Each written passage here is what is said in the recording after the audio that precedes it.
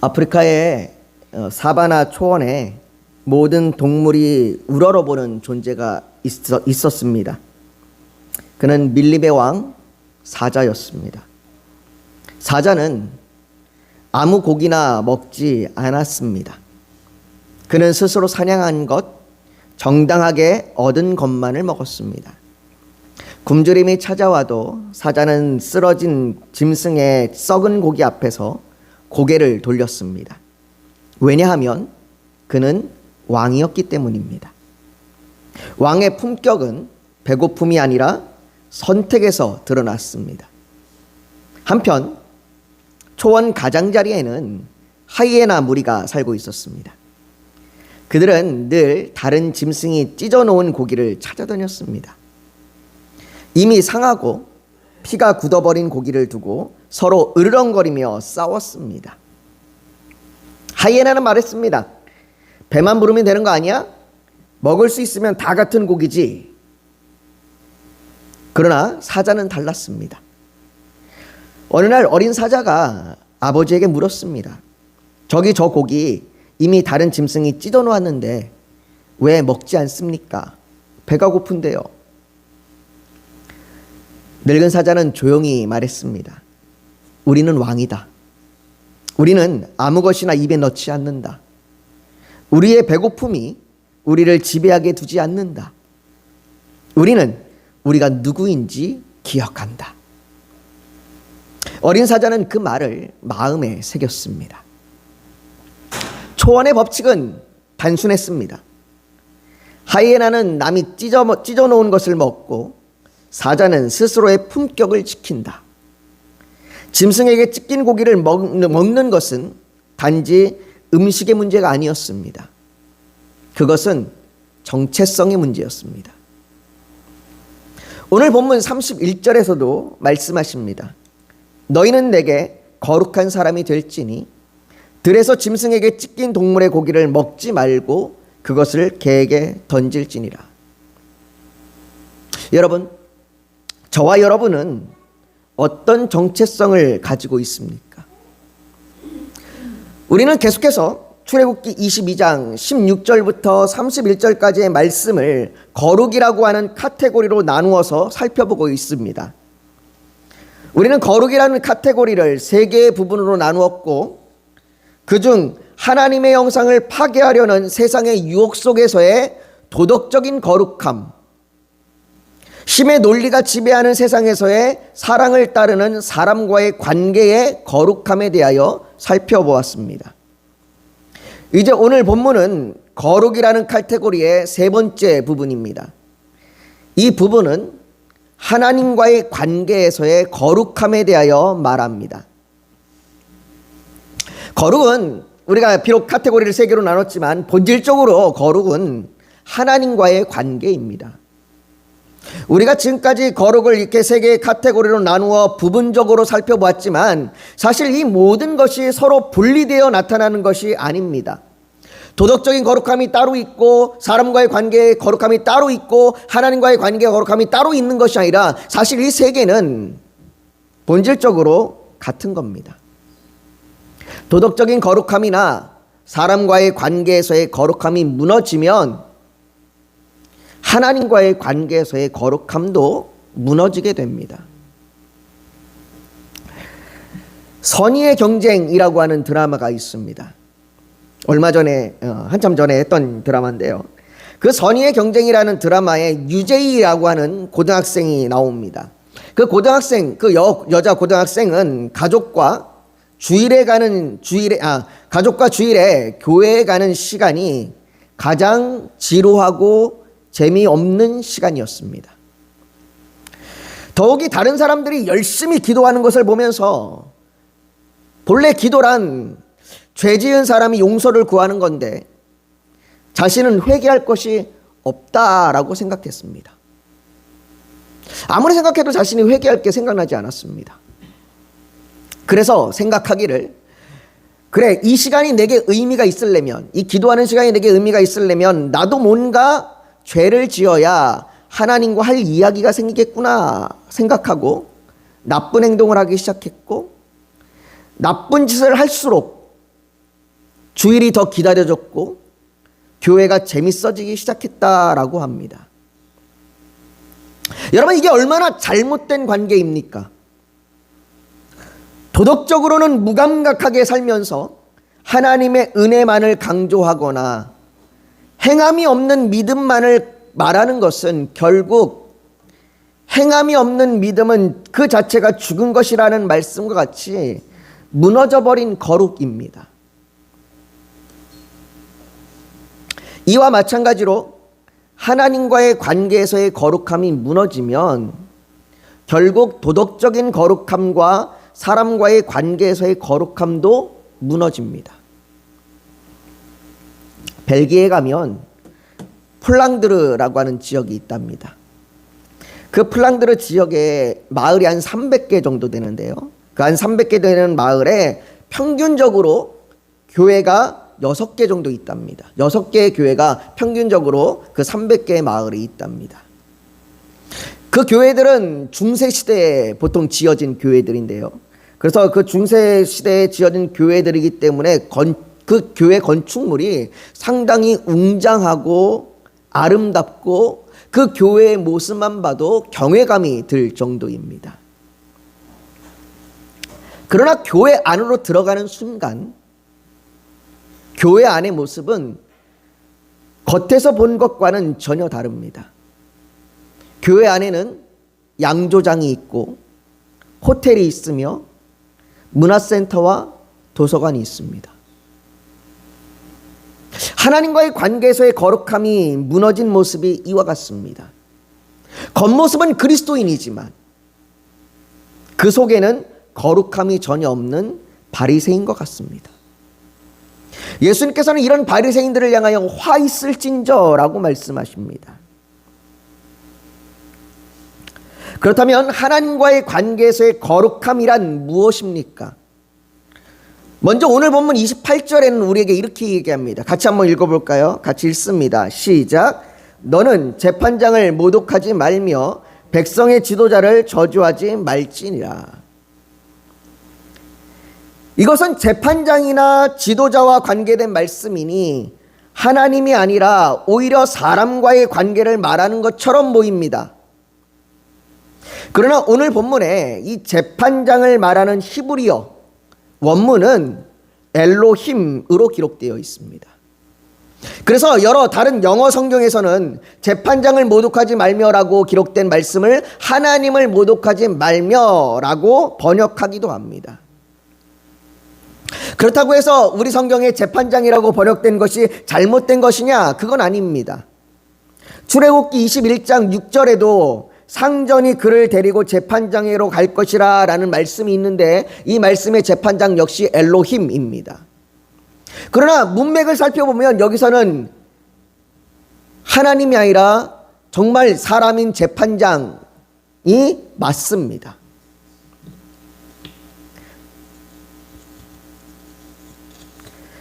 그럼 왜 하나님인지 재판장인지 혼동되도록 이렇게 쓴 걸까요? 그 이유는 재판장의 판단 기준, 옳고 그름의 권위, 정의에 대한 판단이 하나님께 있기 때문입니다.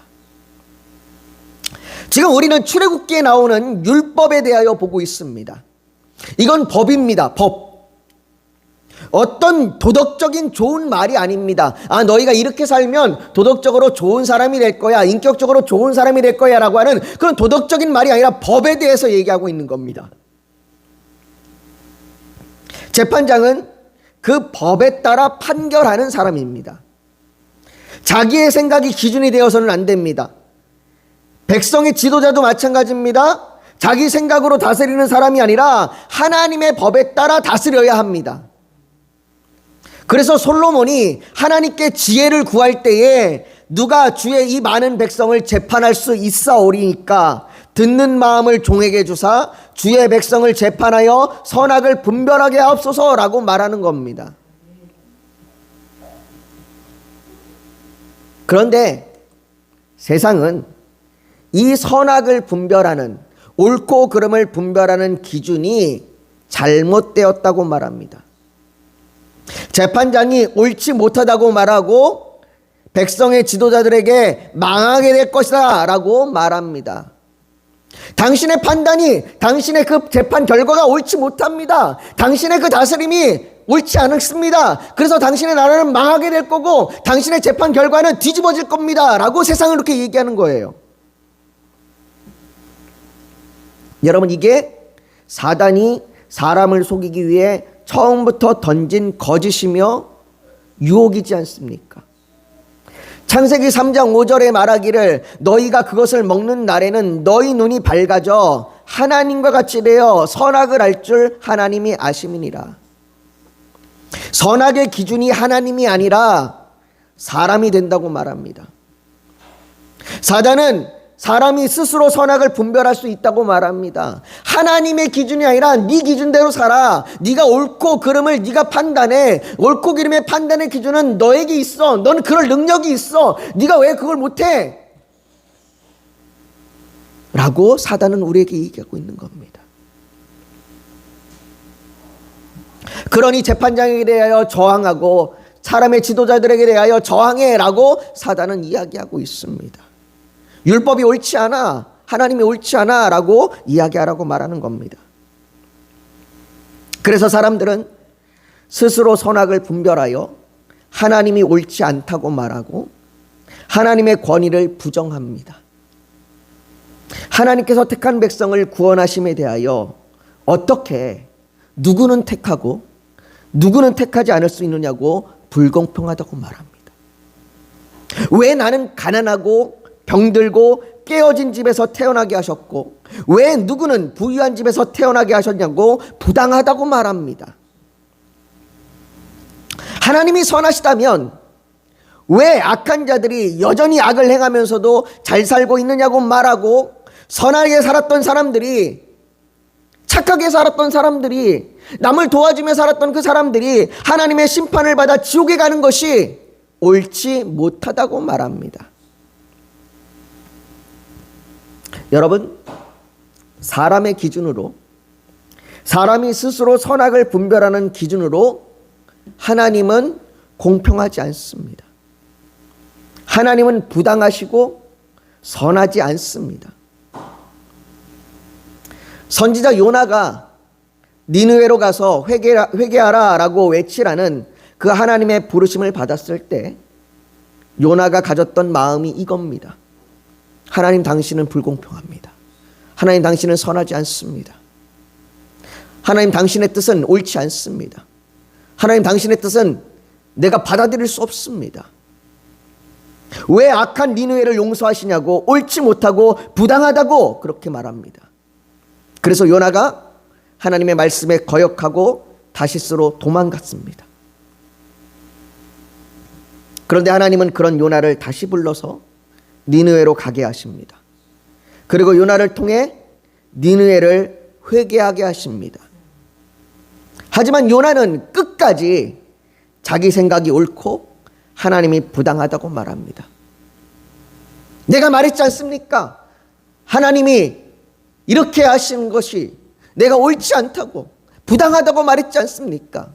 그럼에도 불구하고 하나님이 나를 억지로 이곳에 끌고 와서 이렇게 하심이 내가 어떻게 받아들일 수 있습니까? 라고 요나가 외칩니다.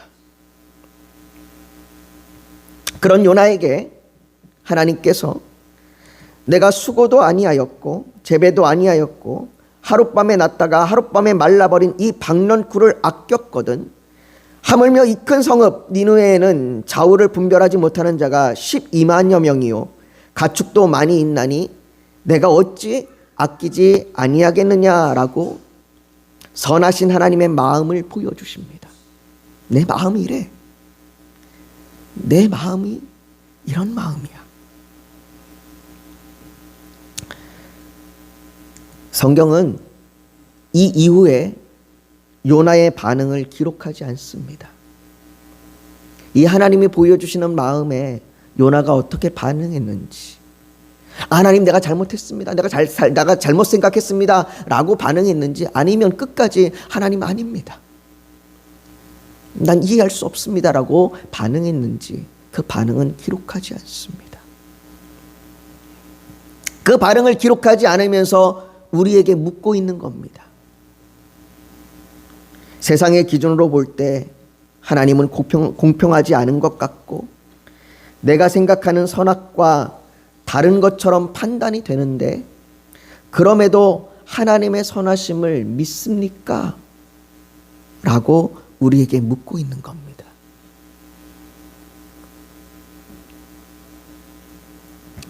J.C. 라일이라고 하는 목사님이 거룩이라고 하는 책에서 거룩에 대한 12가지 특징을 정리했는데 그중 첫 번째가 거룩함이란 성경에서 언급하듯이 습관적으로 하나님과 한 마음을 갖는 것을 말한다.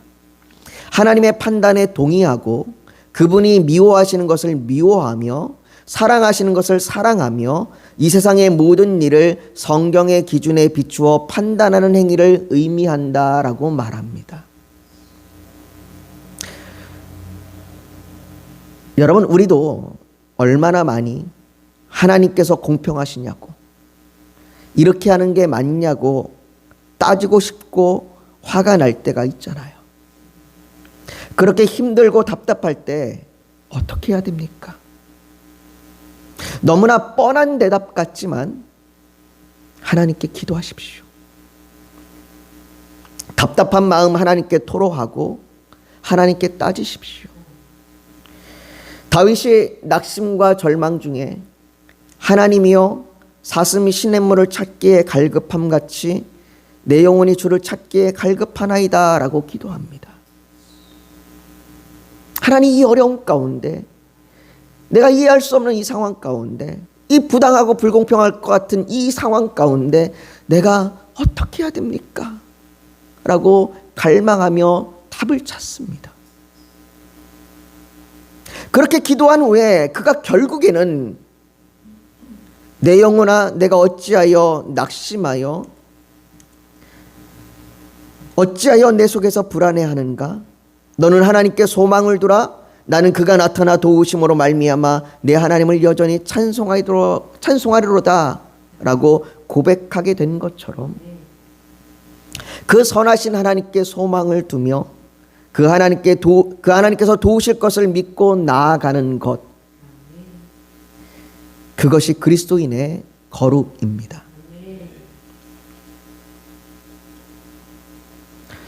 그렇게 우리가 하나님의 선하심을 믿는다면 빌립보서 4장 19절에 너의 하나님이 그리스도 예수 안에서 영광 가운데 그 풍성한 대로 너희 모든 쓸 것을 채우시리라 라는 이 말씀이 우리에게 조금은 다르게 다가오지 않을까요? 사실 우리는 항상 부족합니다. 하나님은 항상 내게 필요한 만큼 안 주시는 것 같습니다. 이처럼 세상은 우리에게 필요한 것이 항상 부족하다고 말합니다. 왜냐하면 내 보물이 있는 곳에 내 마음도 있느니라 라는 말씀과 같이 우리의 마음이 남들이 가진 것, 내가 갖기를 원하는 곳에 있기 때문입니다. 그래서 하나님은 항상 우리에게 뭔가 좀 부족하게 주시는 분 같고 정말로 우리의 필요를 채우시는가 의심이 들기도 하는 겁니다. 그런데 선하신 하나님께서는 우리의 마음이 쓸 것이 얼마나 채워지는가에 있는 것이 아니라 하나님께 있기를 원하십니다.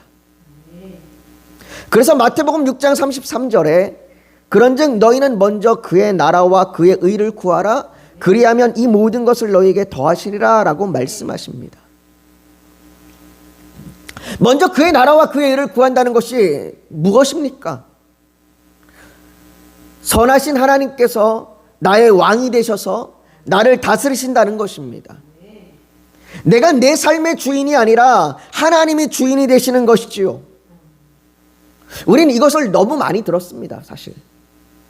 그래서 머릿속으로는 인정합니다. 아, 그래, 하나님이 내 주인이 되셔야지. 머릿속으로는 인정해요. 하지만 그의 나라와 그의 의를 구하는 것은 그렇게 인정하는 것으로 끝나는 것이 아니라 그렇게 살아가는 겁니다. 삶이 불안하고 어려울 때 내가 주인이 되는 사람은 근심, 걱정, 염려하고 그것을 해결하기 위해 내 노력과 나의 수고와 나의 열심을 다합니다. 그러나 하나님이 주인이 되는 사람은 먼저 하나님께 도움을 구합니다. 여러분, 우리가 왜 기도하지 못합니까? 우리가 기도하지 못하는 이유는 하나님의 선하심을 믿지 않기 때문입니다.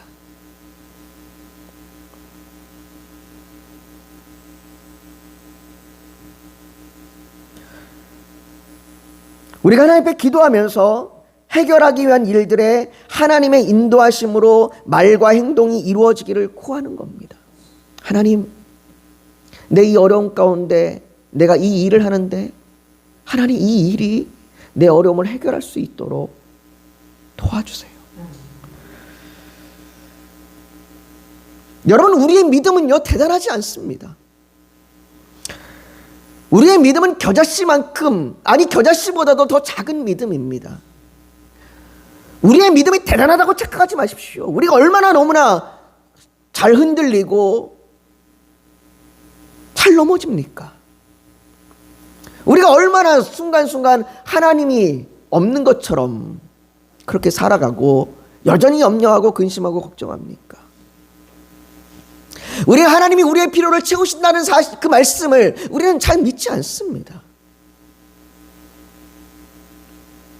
그런데 우리가 그 작은 믿음으로, 아주 겨자씨만큼도 되지 않는 그 작은 믿음으로 구할 때 그 기도를 들으시고 움직이시는 분은 우리의 믿음과는 비교되지 않는 크신 하나님이십니다.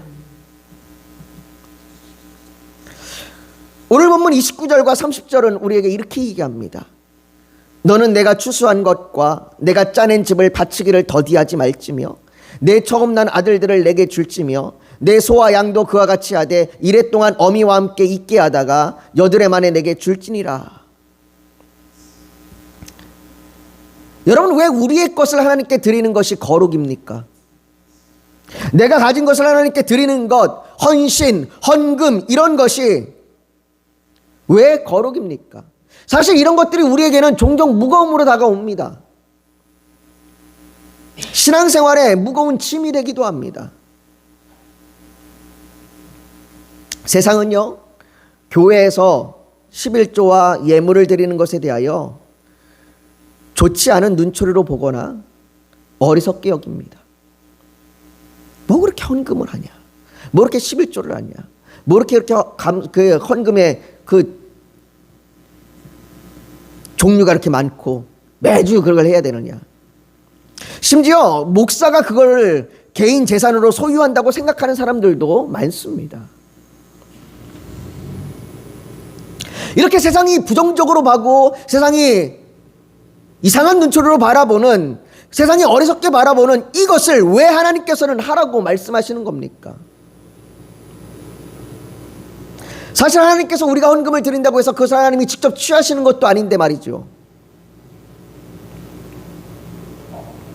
하나님께서 우리에게 이것을 하라고 말씀하시는 이유는 이것이 먼저 그의 나라와 그의 의를 구하는 것이기 때문입니다. 우리가 하나님께 나의 것을 드린다는 것은 하나님께서 나를 다스리신다는 것을 인정하는 겁니다. 내가 주인이 되어 다스리던 삶에서 나의 것을 드림으로 하나님께 항복하는 겁니다. 예수님께서는 우리에게 말씀하시기를 이렇게 말씀하셨습니다. 누구든지 나를 따라오려거든 자기를 부인하고 자기 십자가를 지고 나를 따를 것이니라. 누구든지 제 목숨을 구원하고자 하면 잃을 것이요 누구든지 나를 위하여 제 목숨을 잃으면 찾으리라.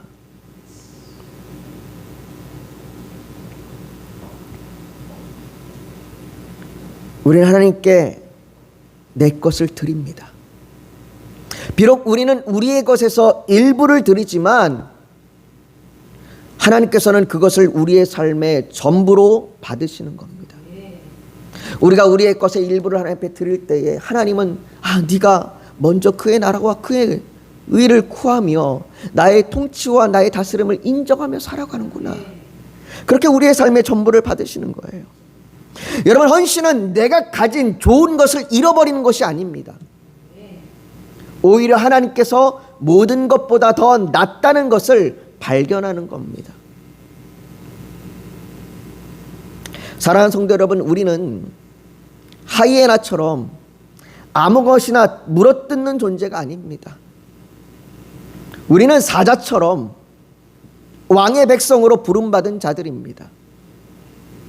배고픔보다 정체성이 크고 욕망보다 부르심이 크며 본능보다 거룩함이 더 귀합니다.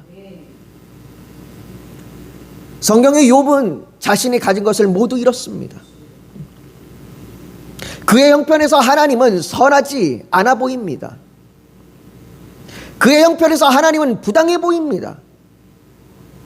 정말로 하나님께서 다스리시는지, 정말로 하나님께서 나를 통치하시고 나를 다스리시는지 이해되지 않고, 혹 하나님이 나를 버리신 것은 아닌지 절망과 낙심에 빠질 수 있는 상황이었습니다.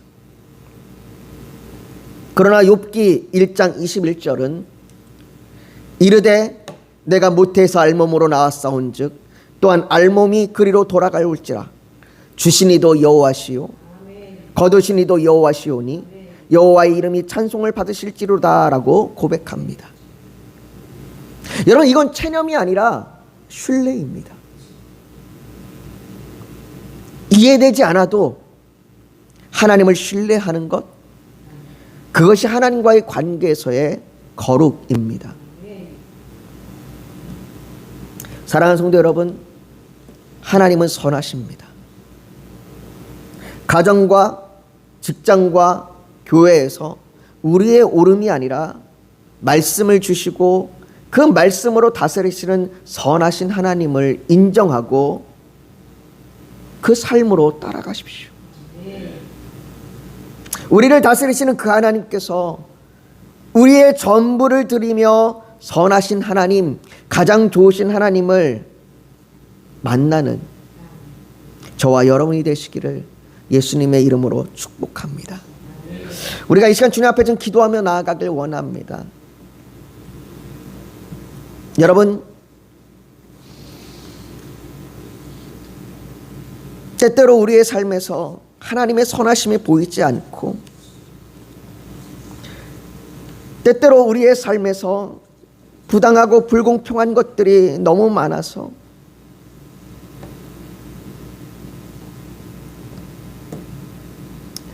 우리가 하나님의 것을, 하나님의 나라를 구하기보다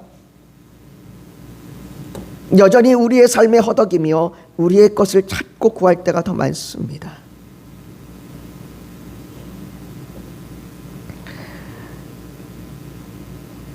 우리가 그런 마음이 들 때에 하나님 앞에 기도하십시오. 하나님의 선하심이 있다면 정말로 우리를 도와달라고, 정말로 하나님의 선하심이 있다면 내가 하나님을 믿으며 기도할 수 있도록 그렇게 구하십시오. 우리의 낙심과 절망 중에 하나님의 선하심이 보이게 해달라고, 그래서 내가 하나님의 마음으로 하나님을 닮아서 거룩한 자로 살아갈 수 있도록 나를 인도해 달라고 그렇게 기도하십시오. 오늘 하나님께서 그렇게 우리의 마음을 만지시고 우리가 하나님의 그 놀라운 그 은혜를 경험하게 될 줄 믿습니다. 우리가 오늘 이 시간 그런 간절한 마음으로 주님 앞에 지금 같이 기도하며 나아가길 원합니다. 같이 기도하겠습니다. 여러분 잠시 고개 숙여도 묵상하기를 원합니다. 오늘 하나님 앞에 하나님의 선하심이 보이길 원합니다.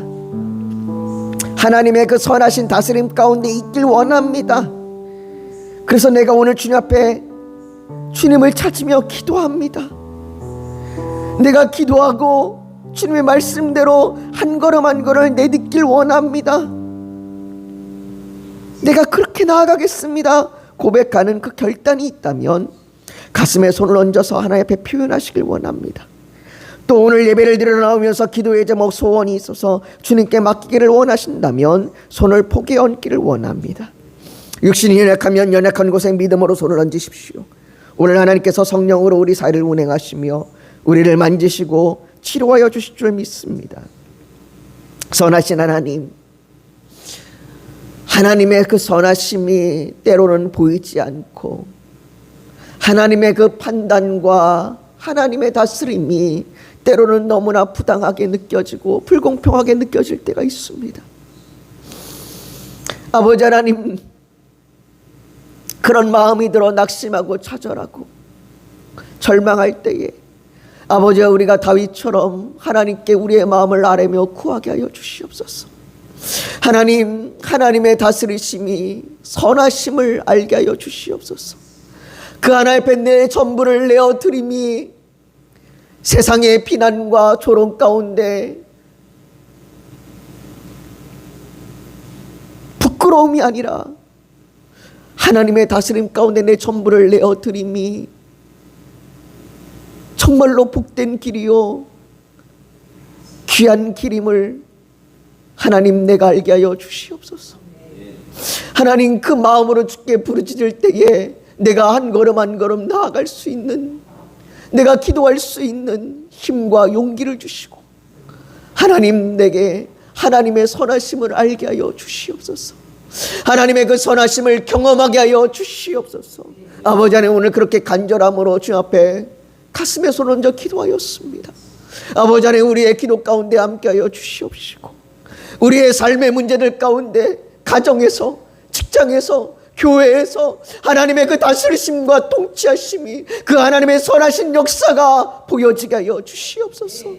경험되게 하여 주시옵소서. 아버지 하나님, 그렇게 우리의 문제들 가운데 하나님의 선하심이 이루어지게 하여 주시옵소서.